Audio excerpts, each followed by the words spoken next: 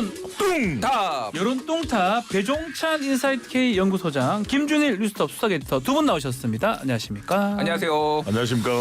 자, 두 분 서울 거주하고 계시죠? 예. 어제 전화 문자 받으셨습니까? 받았죠. 예. 아, 어떻게 대처를 하셨어요?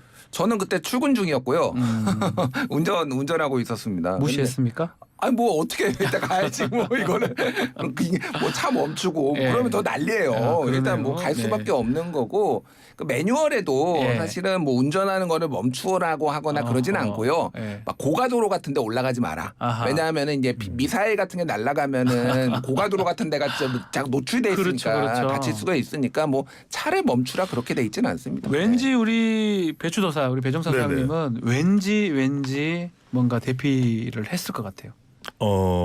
대피 준비를 했죠. 대피 준비를 했다. 그래도 네. 이게 심상치가 않고 왜냐면 예. 확성기로 또 동네에 따라서는 학생들도 그렇습니다. 사이렌 네. 울리는 것도 있다. 근데 이것도 하더라고요. 말씀을 일단 드려야 네. 될 것 같아요. 첫 번째는 이제 이게 오세훈 시장에게 뭐 장기적으로 갈 뭐 타격은 네. 아니겠습니다만 일단 서울시 재난 문자가 앞에 항상 이제 이 꺾인 이 괄호 표시로 맞아요. 서울시에서 보낸다 이렇게 오고 빨리 대피하라고 돼 있는데 행정안전부가 곧이어서 오면서 이거 오발령이다 이렇게 네. 했거든. 그러니까 서울시의 재난 문자에 대해서 행정안전부가 오발령입니다 이렇게 예. 이야기를 했단 말이에요. 예. 그러니까 오세훈 시장, 오 시장, 오발령 또 그걸 만드십니까 또? 이게 그러니까 뭐 그렇다고 해서 오래 가거나 뭐 크게 그런 건 하게 될 건 아닌데. 아닙니다만 예. 조금 더 잘 확인됐을 필요가 있을 것 같고 아. 왜냐하면 저 같은 경우에는 대피 준비를 하면서도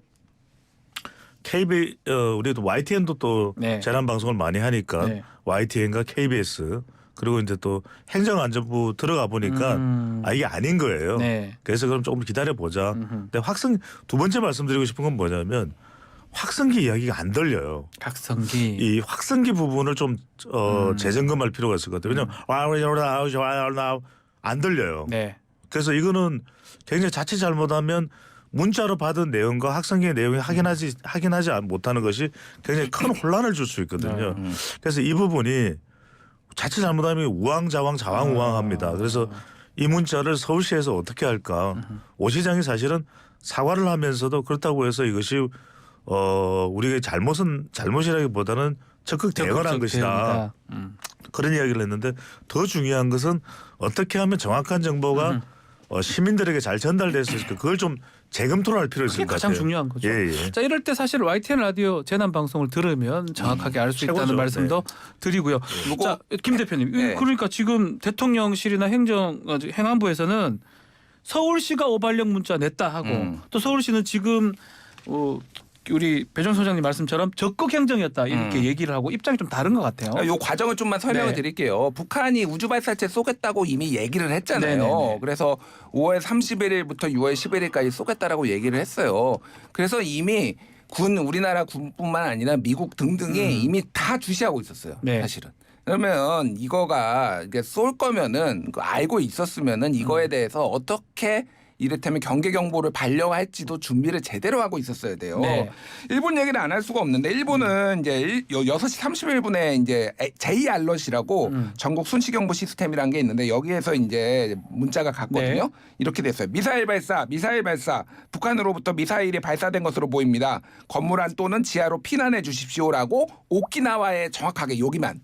왜 그러냐면은 일본이 이미 그러니까 북한이 일본한테 알려줬어요. 우리 이제 우주발사체 쏠 거야. 이게 왜냐하면 국제법상으로 이게 미사일이 아니라 우주발사체 같은 거 쏘면은 그 주변국에 가는 방향에 얘기를 하게 돼 있으니까 네. 그쪽에 바다에 빠질 수 있으니까 배 좀 피난시켜놔. 이렇게 일본에다 공지를 한 상황이에요. 네. 일본도 알고 있었고 미국도 알고 있었고 한국도 알고 있었습니다. 근데 문자 내용을 보면은 완전히 천양지찬 거예요. 예. 뭐가 날라오고 뭐 때문에 이게 있고 어디로 어떻게 가야 되는지가 딱 이렇게 나오고 7시 4분에 이제 제2 알럿에서 조금 전 미사일은 우리나라 이제 일본에 날아오지 않을 것으로 판단된다. 대피 요청을 해제한다라고 또 정확하게 이렇게 한 거예요. 그러니까 예.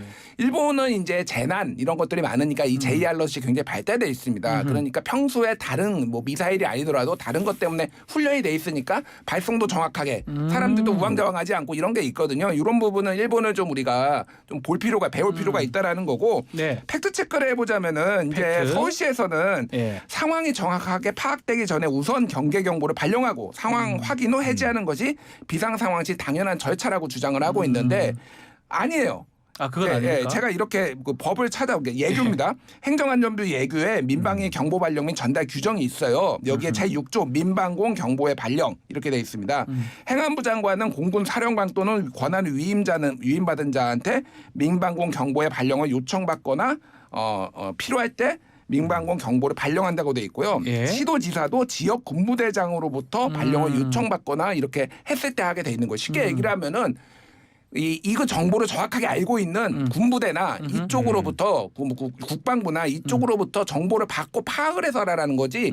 니들이 위험하고 우리가 보기에 위험하니까 이거를 하면 안 된다는 군부대에 거예요. 받은 다음에 그때 하라는 거네요. 그렇죠. 규정상으로는. 그러니까 이미 이게 날라올 게 예상돼 있었으면은 이제 서해로 날아갔거든요. 사실은 네. 뭐 이게 방향이 그때 북한은 보통은 미사일 쏠 때는 동해 쪽으로 네. 했는데 이게 방향이 서해니까 또 민감한 것도 감안을 하더라도 이거는 예정된 거였으니까 사실은 행안부하고 이렇게 얘기를 해서 어떻게 할지를 정확하게 숙지를 해놓고 했었어야 되는데 서울시가 지금 이거는 뭐 필요한 과잉 대응, 과잉 대응이라고 하려면은 내용이 정확해야죠. 내용도 이상한데. 네. 그러니까 이건 면피용인데 앞으로 중요한 거는 어쨌든 앞으로 이런 과정들을 좀 지켜보고 이제 개선을 좀 해야 된다. 개선을 해야 된다. 그러니까 뭐 쉽게 말하자면 인정할 예. 건 그냥 빨리 인정을 해버리는 게 맞을 것 같아요. 좀 문제가 있었다. 예. 근데 더 중요한 것은 뭐냐면 앞으로 우리가 이런 대응에 있어서 북한은 계속해서 미사일 도발을 할 겁니다. 네. 그럼 자칫 잘못 오발사가 돼서 어떤 위협이 된다면 그때 어떻게 대피하겠느냐. 그때 네. 첫 번째 정확성이 필요한 거죠. 이런 문자의 정확성을 고도화시키는 방법이 뭘까. 두 번째는 이제 구체입니다. 그럼 확성기에서는 막 소리가 울리고 있는데 정확히 어떤 사태인지를 말해야지. 정확하게 그냥 얘기해야 대피하라고 하면은 아이고 뭐 무슨 일이 일어났길래 우리가 이러다가 사람들이 우왕좌왕하게 되거든요. 그다음에 세 번째는 준비성인데 어디로 가야 되죠? 어디로 대피해야 되죠? 그렇죠. 그럼 지하로 가야 돼요? 어디로 가야 돼요? 지하 어디요? 없어요. 그러니까 그러면 가령 여의도에서 대피한다? 그럼 여의도 지하철 쪽으로 가야 되는 겁니다. 사람들이 굉장히 모릅니다. 네. 그래서 저는 이런 부분들을 미리 좀 숙지시켜 줄 필요가 있겠다. 네. 알겠습니다. 자, 대통령은 지금 NSC 회의 실시간 보고는 받았던 것 같고 근데 일정을 그대로 소화를 했다고 해요. 이건 네. 어떻게 봐야 됩니까? 회의를 주제를 안 한 거죠. 그래서 안보실장이 했는데 뭐 그럴 수도 있다고 봅니다. 네. 저는 뭐 이 사안의 중요성에 대해서 판단을 하고 이게 대통령이 직접 주재할 만한 건 아니다라고 했는데 그동안의 어떤 윤석열 정부나 윤석열 대통령의 어떤 스탠스나 봤을 때는 사실은 해주는 게 맞죠. 그러니까 해준다기보다도 하는 게 맞죠. 했으면 이게 하는. 위급한 상황이고 아하. 뭐 경계경보도 울려 민방공 경계경보 같은 경우에는 어쨌든 이게 몇십 년 만에 울린 거거든요. 그렇죠. 서울 지역 같은 경우에는 그러니까 이 정도가 조금 될 정도면은 이게 조금 판단했었어야 되는데 좀 안보는 보수다 뭐 이런 거에 조금 뭐 좀 신뢰에 좀 흠이 가지 않나 이런 생각이 들어요. 앞으로는 좀 잘하셨으면 좋겠어요. 알겠습니다. 자, 지난 월요일 날 일본 자위대함이 사실상 이게 뭐 자위함기라고 하긴 하는데 우길기 비슷한 거 우길기를 네네. 달고 입항을 했습니다. 우길기에 대한 국민의 인식, 우리 국민들의 인식 같은 게 조사된 게 좀 있습니까? 그래서 이제 우길기에 대해서 우리 국민들이 일단 감정상 좋을 리는 없겠죠. 그렇죠. 전범기라고 관련돼서 생각하니까요. 그렇습니다. 네. 그렇다면 적어도 저는 제일 핵심은 그건 것 같아요. 네.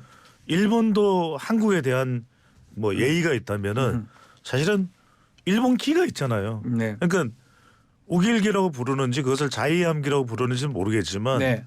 우리가 부를 때 이제 일장기라고 하는 일본 기가 있잖아요. 국기가 있잖아요. 그러면 적어도 한국은 굉장히 예민할 수밖에 없다라는 것을 네. 일본이 모를 리는 없지 않습니까? 우리 국민들이 그 그렇습니다. 생각하는 바를 그러니까 또 네. 우길기 그러니까 또 욱하게 돼요. 욱자 그 욱자는 아니지만 그건 아니지만 예. 이길기다 이렇게. 예. 여하튼간에 그런 감정을 야기시키죠. 그렇다면은 적어도 그런 부분에 대해서 좀 외교적으로 우리가 설명을 할 필요가 있을 거. 설명을 안 했을 리는 없을 것 같은데 네. 일본이 이런 부분들을 강행했을 수도 있고 뭐 그래도 우리는 어차피 군함에다가 자위함기 다니까 그냥 밀어붙여 네. 이랬을 수 있습니다만 적어도 전 첫 번째 일본이 이래서는 안 된다. 두 번째 적어도 우리가 외교적으로는 또 군사 안보적으로 계속 협조를 하고 있지만 이 부분은 잘 전달을 할 필요가 있을 것 같아요. 우리 국민 네. 감정을. 아니 한국에 들어올 때는 국기를 달지 말라는 게 아니라 당신들 그 일장기 있잖아. 자기 일본 그렇죠. 국기. 일본 국기 달면 우리가 뭐라고 이야기할 수 예. 없는 건 아닌가. 왜 우길기 달고 오느냐. 예, 세 번째는 이제 그럴 때 서로 간에 이제 감정이 다소 완화되면서 일정 시간이 이제 지나야 이런 논란도 좀 해소가 되겠죠. 같이 한번 질문 드려보겠습니다. 예, 예. 하태경 의원이 한 발언이에요. 우길기도 좀 하회해야 된다. 인공기도 받아줬는데 자 하태경 의원의 발언하고 또 우길기 옛날에 팩트 체크했던 제가 김준일 기자님 얘기를 알고 있거든요. 일단 여론조사부터 먼저 네. 간단히 말씀드릴게요. 이게 이번이 아니라 네. 작년 11월에 예전거든요. 우리나라 해군이 일본에서 이제 국제 관함식에 갔는데 우길기와 흡사한 뭐 해상자위대 깃발한테 경례를 한 거 가지고 네. 논란이 돼가지고 그때 여론조사를 했거든요. 뉴스토마토가 미디어 토마토에 의뢰해서 작년 11월 8일에서 9일 조사한 건데 우길기 경례 논란과 관련해서 국민 정서와 배치된다가 60.7, 네. 군사 안보 협력 차원이 33.4 그래서 이해한다라는 거죠. 네. 그러니까 뭐 한 3대 6 뭐 이 정도로 그 정도네요. 부정적인 인식이 예. 많다라고 예. 보시면 될 것 같고 예. 하태경 의원의 주장에 대해서는 존중합니다. 존중은 해요. 우길기와 화해해야 된다라는 이 말씀에 대해서 사실 근데 이게 이제 국민들의 정서가 받아들이기 힘든데 이거를 이제 내가 뭐 개인이 화해해야 된다라고 주장을 해서 이게 얼마나 받아들여질지는 모르겠어요. 네. 그러니까 우리가 이거는 제가 이제 옛날에 좀 팩트 체크 기사도 썼던 사람으로서 조금 이제 뭐 한번 읽어보시면 될 것 같은데 간단히 요약을 하자면은 네.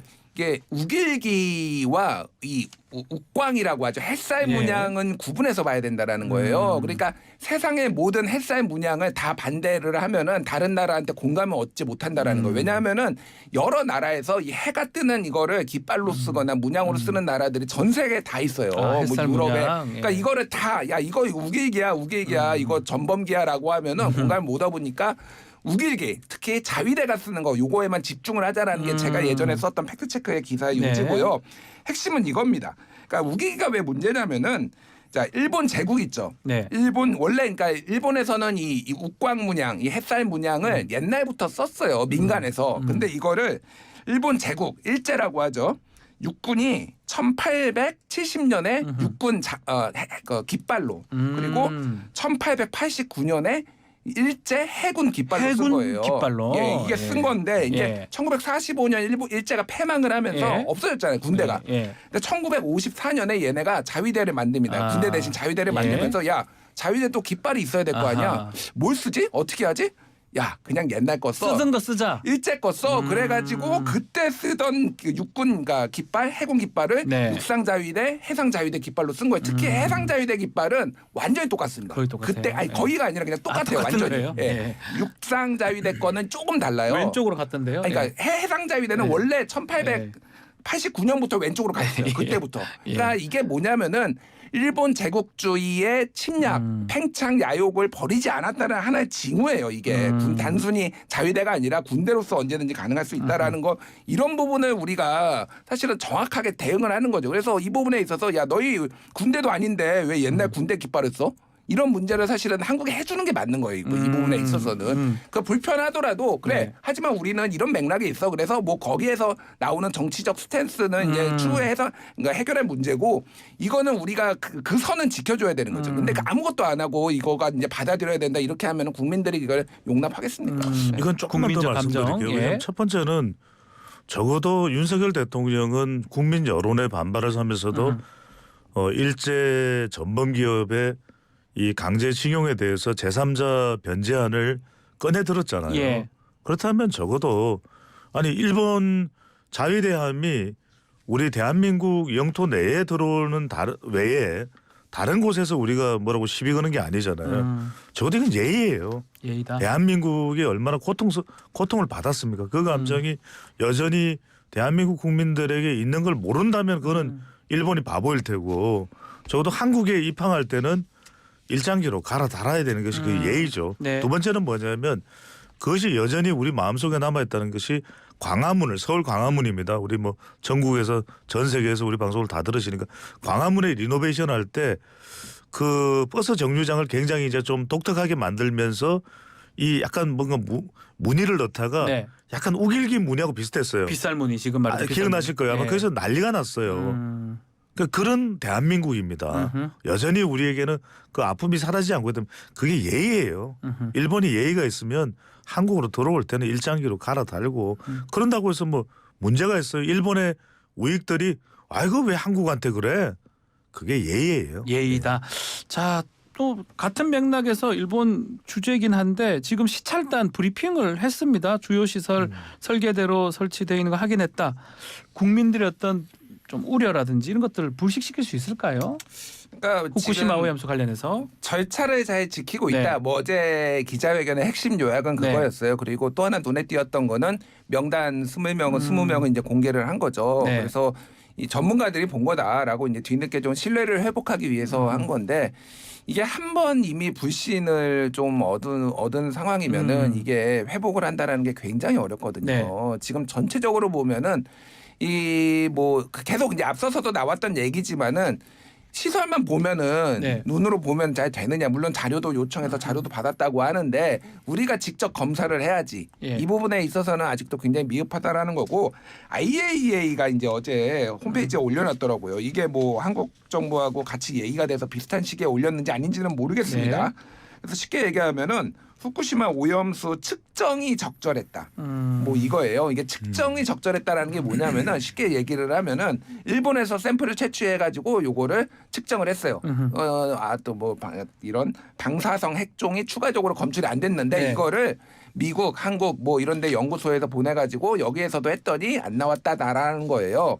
근데 이것도 이제 최종 보고서는 아니고 이제 홈페이지에 중간 보고서를 올린 건데 핵심은 이겁니다. 그러니까 제가 예전에만 말씀드렸는데 이게 그러니까 무작위 샘플 추출로 네. 탱크가 1000개가 있거든요, 여기에. 네. 근데 이거를 오염수를 이제 오염수가 계속 기하급수적으로 예전에 그렇죠. 바닷물을 이제 끌어다가 이제 이걸 부었는데 이게 너무 늘어나니까 오염수를 줄이기 위해서 오염수를 갖다가 다시 이제 부어요. 오염수에. 예. 오염수를 그러니까 이게 이 균질하지 않을 가능성이 있다라는 거예요. 이게 여러 가지 가능성이 있는 거죠. 그래서 네. 이거를 하나가 아니라 뭐 탱크 1000개가 있으면은 그 중에서 한 100개 정도는 무작위 샘플 추출을 해가지고 해야 되는데, 비교를 해가지고 이게 안전하다라고 정도가 나오면은 그래도 뭐 믿을 수가 있겠는데 이게 저는 아직까지는 조금 이게 국민 불안에 해소하기에는 조금 어렵지 않을까라고 보고 이제 IAEA 결과가 나오면은 정부가 입장을 바뀔 것 같습니다. 자, 같이 한번 질문 근데 이게 드려볼게요. 중요한 것은 과금이 아니라 심불로 봐야 돼요. 그게 무슨 말이죠? 그게 뭐냐면 과학적인 검증이 아니라 심리적 불안을 우리가 어떻게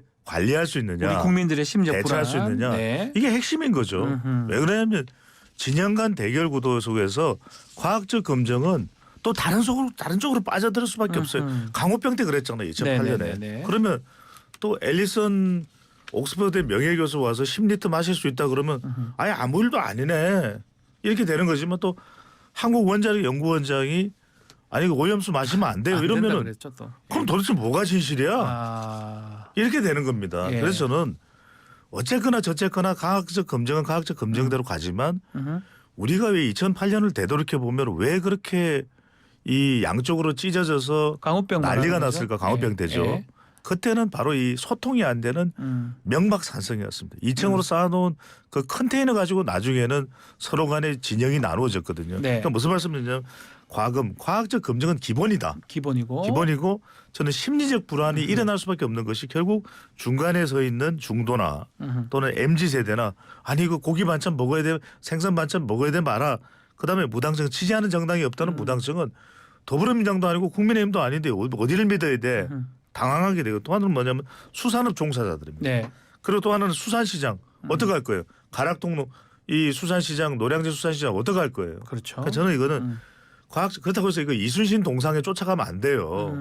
그러면 이게 반일로 노재팬으로 해결될 수 있다? 그렇게 해결되지 않습니다. 저는 그래서 요약해서 말씀드리면 저는 첫 번째는 수산물에 대해서는 일단 분명하게 선을 긋고 가야 될 것 같아요. 수산물은 수입 금지해야 된다. 굉장히 불안해질 수 있는데 최대한 안전성을 어떻게든 강조하고 확보하면서 수산물을 접근해야 된다. 두 번째는 뭐냐면 이거는 시찰단 발표했는데 시찰단 발표 나온 거 가지고 우리가 뭐 해결된 게 없잖아요. 네. 그다음에 6월 중에는 이제 국제원자력 수시국입니다. 국제원자력기구인데 국제원자력기구 발표 나오는 내용도 무슨 내용입니까? 과학적 검증이에요. 그러니까 시찰단의 내용도 그렇고 국제원자력기구 IAEA 내용도 그렇고 과학적 검증 내용은 들어가 있지만 심리적 불안 우리 국민의 심리적 불안과 관련된 내용이 포함되어 있습니까? 없습니까? 없죠. 이거는 정부에서 또 정치권의 여야가 함께 대응을 해야 된다. 짧게만 질문 드려보겠습니다. 민주당은 지금 오염수 방류 저지 대국민 서명 운동을 시작하는 것 같은데 힘을 받는 분위기는 또 아닌 것 같기도 하고요. 그러니까 뭐 이거에 대해서 네. 비판도 좀 있어요. 네. 너무 이제 장외 정치하고 아. 뭐 선동하는 거 아니냐라는 예. 뭐 비판도 있는데 그만큼 국민들이 또 많이 불안해하니까 이 부분에 있어서 뭐 서명 운동도 하고 네. 이거를 일본 정부에 대한 압박도 있지만은 윤석열 정부가 좀 제대로 검증하고 이거에 대해서 좀 제대로 된 스탠스를 취해라 뭐 아하. 이런 압박도 있는 것 같아요. 그래서 뭐 너무 나쁘게 보일 것도 아니고 그렇다고 이거가 뭐가 모든 이 상황을 해결할 것도 아니에요. 사실은 뭐 정치적인 이유가 있는 것도 맞으니까 중요한 거는 어쨌든 정부가 이제 시차까지 하고 이제 발표를 앞두고 있는데 그 이후에 어떻게 할 것이냐. 그 이를테면은 뭐 여러 가지 얘기가 나오고 있지만은 국제해양재판소에 뭐 제소해야 된다. 뭐 이런 얘기도 있고 이게 해양방류만 있는 게 아니거든요. 사실은 일본의 전문가들이나 많은 전문가들도 얘기를 하는 게 지하에 매설을 하든지 네. 그 5가지 방법이 있어요. 여러 가지 방법이 있다고 예, 했었어요. 수증기 방류, 예. 수소 방류, 지하 매설, 지층 주입 뭐 네. 이런 것들이 있거든요. 이거를 심지어 일본에서 검토를 한 거예요. 그러니까 이런 것들을 그럼 다 그러면 이런 불안이 있으니 이 제한을 한다든지 이런 최소한의 좀 제스처라도 취해야지. 아 우리나라 정부가 우리를 위해 우리의 안전을 위해서 하고 있구나 이런 부신을 좀 하는데 이거는 약간 예스맨 같은 느낌이 드니까 정부가 어쨌든 이거는 정부가 키를 주고 있으니까 정부가 조금 태도 전향을 해야 된다. 알겠습니다. 예. 민주당 이야기도 한번 좀 더 해보겠습니다. 자, 민주당 같은 경우는 지금 이른바 개딸이라고 불리는 강성 지지층이라고 그렇죠. 표현을 하겠습니다. 예. 이 팬덤 정치가 좀 너무 심하다. 비명계들은 비판을 하고 있어요. 두 분 어떻게 보십니까? 팬덤 정치는 사실은 네. 뭐 정치에서는 불가피할 겁니다. 아, 그렇지만 팬덤 정치의 그림자를 어떻게 하면 최소화하는 것이 중요한 거죠. 네. 그러니까 역대 대통령 자리에 오른 사람들은 대체로 다 팬덤이 있어요. 노사모, 문재인 전 대통령도 네. 문팬이 있었죠. 문팬, 또 박사모도 있었잖아요. 박사모도 있었죠. 박근혜 전 대통령도 있었고. 하지만 이제 문제는 뭐냐면 저는 이 예를 들고 싶어요. 제발 좀 지금 상황에서 BTS 아미 예를 안 들었으면 일단 좋겠고 네. 큰일 나요. 근데 아미 얘기를 들지 저는 제가 마라. 예. 배 소장 나이가 들통나는 건데 예. 예전에 우리 잭스키스 팬들하고 예. H.O.T 팬들이 팬들하고 싸우는. 서로 친했어. 예. 식당에 만나서 서로 격려해주면서 밥값도 대신 내주고 그랬어요. 근데 무슨 이야기냐 뭐냐면 너무 배타적이어서는 곤란하다. 팬덤인 건 좋은데 그러면 결국 본인이 지금 사생으로 좋아하는 그 사람도 해가 됩니다. 해가 될 수 너무 있다. 지나쳐서는 안 돼요. 네. 가요불급인 거예요. 그러니까 지금 개딸과 개혁의 딸이라고 말씀드리죠. 이게 자꾸 개딸 그러니까 뭐 이게 어감도 안 좋고 근데 개혁의 딸이든 또 양아들이든 더 적극적으로 뭔가 더불어민주당이나 이재명 대표가 혁신적이었으면 하는 그런 결집을 하고 있는 건 그럴 수 있겠죠. 근데 그게 마치 반대편을 막 솎아내고 또 반대편을 공격하고 그런 수단이 돼서는 곤란하죠. 뭐 조금만 의견이 다르면 수박이다. 뭐 멜론으로도 안 된다. 뭐 이렇게 나오면 뭐 과일은 무슨 죄가 있습니까? 그래서 저는 분명히 긍정적인 점이 있어요. 팬덤 필요하지만 좀 이 혐오적인 또는 너무 지나치게 배타적인 이런 부분은 걷어내야 되는 거죠. 이 팬덤 정치로 계파 갈등이 좀 더 심화된 모양새인데 이게 두 가지 한번 예전의 팬덤 예컨대 노사모라든지 박사모 이거하고 좀 다른지 아니면 지금의 어떤 그런 이 개딸의 어떤 방향 좀 부정적인 부분이 더 큰지 어떻게 보십니까? 그러니까 뭐 조기숙 교수가 네. 이화여대 교수가 최근에 책도 뭐 어떻게 민주당은 망해가는가 망하는가 네. 뭐 이런 책을 내면서 인터뷰도 많이 하고 이 팬덤의 차이 노사모와 이제 최근에 뭐 개딸 뭐 요 차이를 얘기도 하고 했어요. 뭐 네. 핵심은 그겁니다. 노사모 같은 경우에는 최초의 자발적인 어떤 정치인 팬클럽이었고 비판도 하자 우리는. 그리고 상대방 의견이 다른 사람에 대해서 우리 얘기를 들어보자라는 어떤 그런 분위기가 온라인 커뮤니티에서 활성화돼 있었고 심지어는 오프라인에서도 종종 만났어요. 제 형이 여기 노사모 회원이라서 친형이요? 예, 친형이 이제 지금이야 뭐 아니지만 그때 당시에 정모를 나가더라고요. 이렇게. 그래서 정모요? 맥주를 맨날 마시고 뭐 이런 것들이 있었습니다. 아, 그래서 야, 대단한 열정이다. 참 뭐 이런 생각을 했어요. 근데 그런 게 있는데 지금의 이제 개딸은 그거보다는 조금 더 진짜 이 연예인에 대한 팬덤 성향이 좀 더 강해진 것 같아요. 네. 예를 들면은 그런 거죠. 조공이 있습니다. 연예인 팬덤들 중에 조공. 그러니까 네. 이 팬은 이 가수나 너무 좋아하니까 앨범이 나오면 엄청 다 사주는 거예요. 네. 내 돈을 들여가지고 사주고 그리고 반대 진영에 대해서 이를테면 굉장히 배타적으로 가는 뭐 이런 부분이 있습니다. 그래서 저는 뭐 아쉬운 부분이라고 한다라면은 이 박용진 의원도 그 얘기를 했잖아요. 뭐 이제 저기 현근택 변호사가 BTS 아미 같은 거다라고 하니까 아미가 남 공격하는 거 봤냐. 예. 그 얘기를 했고 저 정확한 지적이라고 봐요. 저는 이재명 대표에 대한 팬덤, 이재명이 민주당을 구원할 것이고 윤석열과 가장 잘 싸울 것이다 이렇게 믿으시는 것과 열심히 활동하는 것도 오케이. 뭐 그건 사람마다 다 생각이 다를 수 있으니까. 근데 이재명에 대해서 쓴소리를 한마디도 하는 사람에 대해서 가가지고 막 단톡방 초대해가지고 계속 욕설하고 가가지고 박지원 전 비대위원장한테는 그 뭐 영상도 있는데 바퀴벌레 같은 니은이 막 이런 얘기들을 막 예. 면전에다가 막 하고 이거는 폭력이죠. 네. 그러니까 정치적 소비자 운동이 이거를 이런 식으로까지 가면 안 됩니다. 이게 한국에 약간 안 좋은 습관이 있는데 이게 그 손님은 왕이다. 네. 뭐 이런 표현이 있잖아요. 예. 그러니까 내가 왕이니까 내가 그 가게 주인한테 막 갑질하는 거거든요. 네. 이게 비슷한 맥락이에요. 그러니까 이게 왜냐하면 정치적 소비자 운동이거든요. 우리가 개인적으로 팬덤으로서 소비를 함으로써 지지를 함으로써 이거를 바꿔나가겠다라는 건데 나쁜 것들을 네. 여기서 그러니까 가게 가가지고 욕하면 안 돼요. 내가 그거에 대해서 정당하게 이를테면은 뭐 별점을 뭐 안 좋게 한다든지 평가를 하면 몰라도 네. 마찬가지 맥락이란 봅니다. 예. 알겠습니다. 민주당 얘기 이 정도 하고요. 네. 대통령 지지율 뭐 얘기를 좀 하기 전에 집권 2년차 되면서 조금 지지율이 좀 올라가 그것도 이제 말씀 좀 주셔야 될 것 같고요. 네네. 집시법 개정 얘기도 있었고 지금 한상혁 방통위원장 면직 또 혹시 이렇게 행보가 좀 있는 거 기자회견도 한다고 하고요. 그렇죠. 네. 뭔가 지지율 상승세에 따른 자신감 이렇게 봐야 되는 겁니까? 그렇게 볼 수 있을 것 같아요. 예. 그리고 이제 윤석열 대통령 지지층에서는 윤석열 대통령이나 윤석열 정부의 지금 국정 운영에 대해서 좋아하겠죠. 네. 근데 중요한 것은 결국 지지율이 더 올라간다는 것은 중도 외연 확장성이거든요. 그러기 위해서는 저는 조금 더 유연하게 할 필요도 있다. 또는 그 유연하다는 의미가 어떻게 보면 좀 더 노련하게 네. 저도 중도층에서는 명분에 수긍할 수 있는 건 필요할 것이다. 왜냐하면 지금 윤석열 대통령은 최근 지지율을 네, 소개를 해드렸습니다. 예. 가장 최근인데 데일리안이 여론조사 공정 오늘 소개해드리는 모든 조사는 중앙선거여론조사 심의위원회 홈페이지에서 확인 가능합니다. 29일 30일 실시한 조사인데요.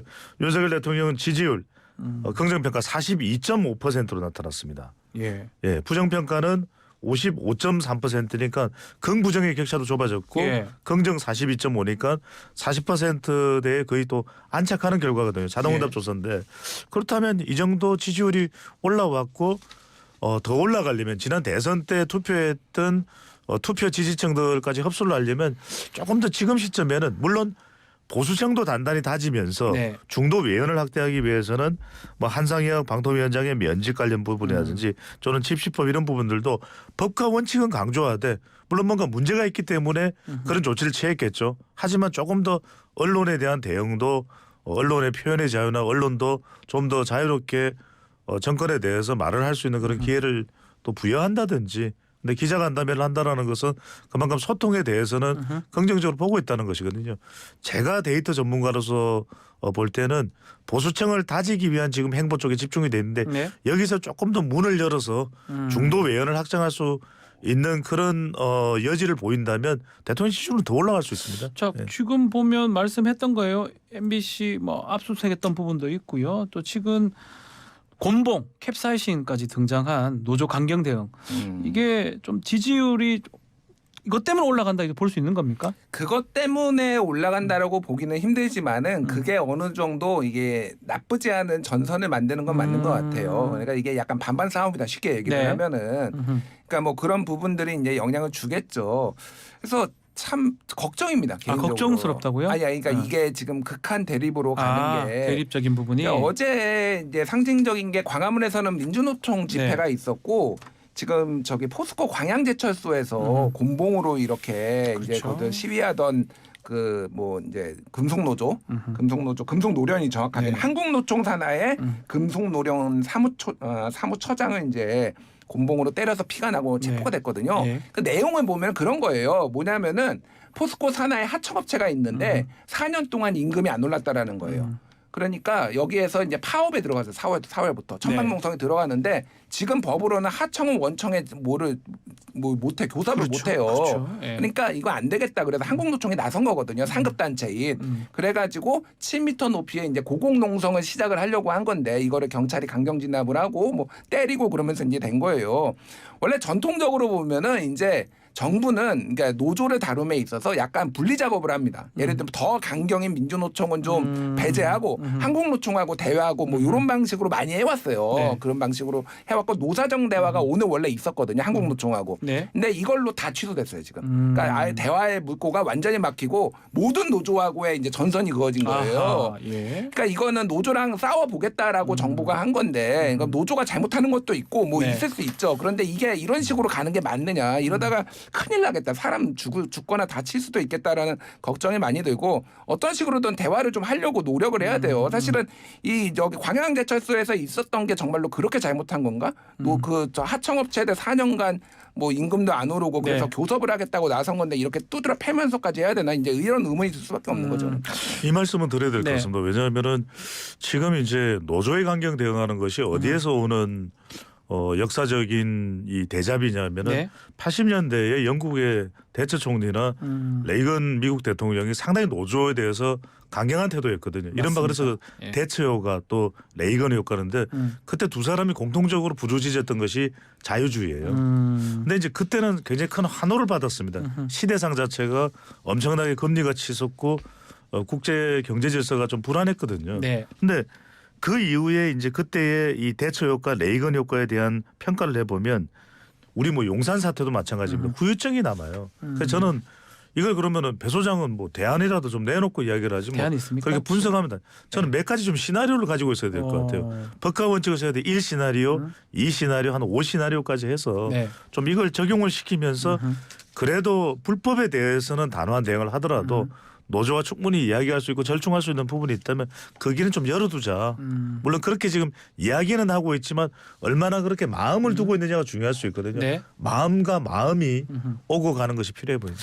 자, 윤석열 대통령 지지율 얘기를 좀 하고 있는데 최근에 동물 프로그램도 출연을 했고요. 기자회견도 지금 적극적으로 검토를 하고 있는데 이게 지지율 좀 끌어올리기 로드맵이다 이렇게 보이는 겁니까? 뭐 저쪽 정부 여당 쪽 네.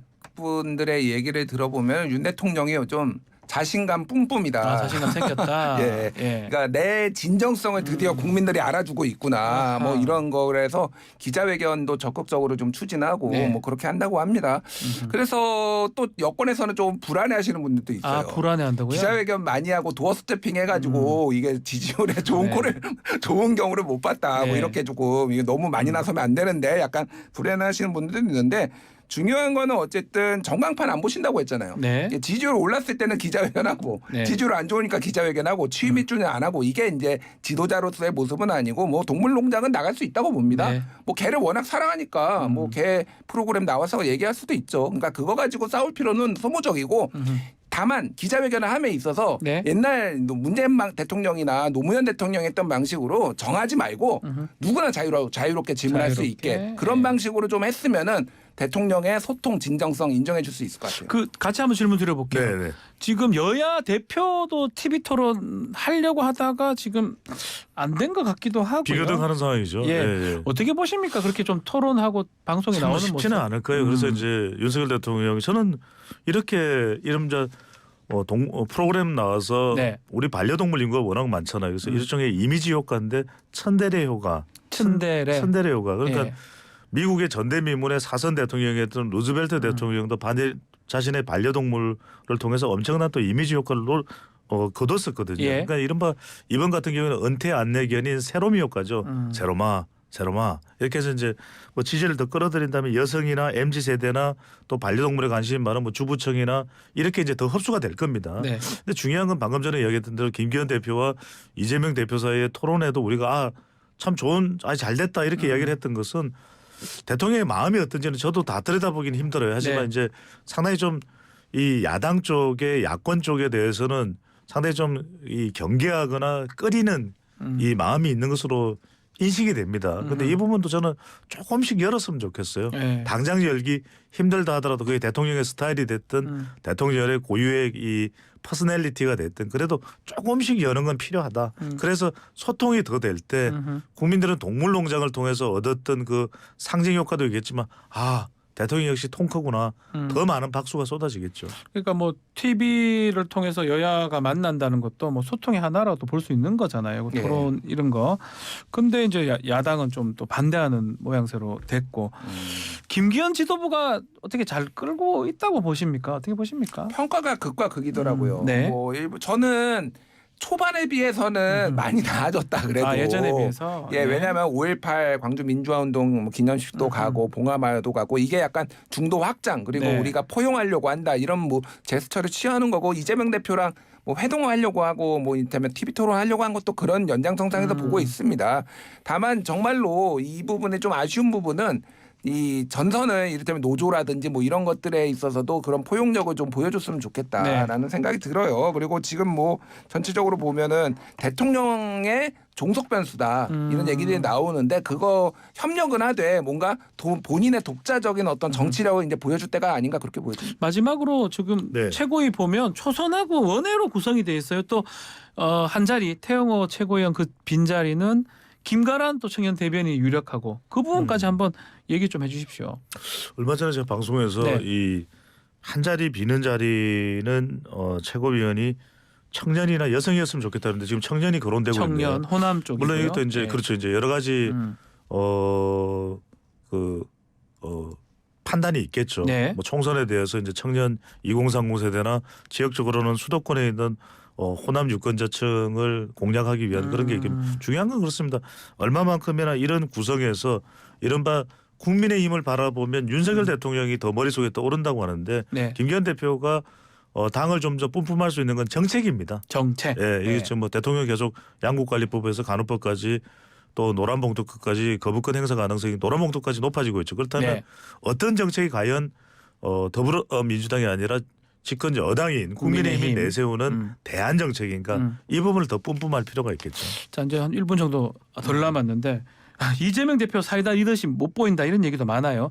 돌파구 한번 얘기 듣고 마무리를 하겠습니다. 이재명 대표는 감동을 줘야 돼요. 아 감동을 줘야 예, 된다. 대표가 된 지 제가 이재명 대표한테 감동을 한 번도 못 받았습니다. 감동을 주려고 하는 거는 민주당의 기득권, 네. 정치권의 기득권, 그 이재명의 기득권 이런 것들을 어느 정도 내려놓는 거에 보여줘야 되거든요. 사람들이 거기에서 감동을 받고 네. 그게 노무현의 길이고 문재인이 예전에 당대표 내려놓고 뭐 당대표를 제가 내려놓으라는 건 아니에요. 감동을 주라. 혁신이 구성부터 이렇게 뭐 기싸움하고 하나라도 얻으려고 하는 모습 저는 통큰 정치가 모두에게 필요한데 윤석열 대통령도 필요하고 이재명 대표에게도 통큰 정치 필요하다고 봅니다. 알겠습니다. 자 오늘 여기서 여론조사 마무리를 하겠습니다. 김준일 배정소장 두 분 감사합니다. 감사합니다. 고맙습니다.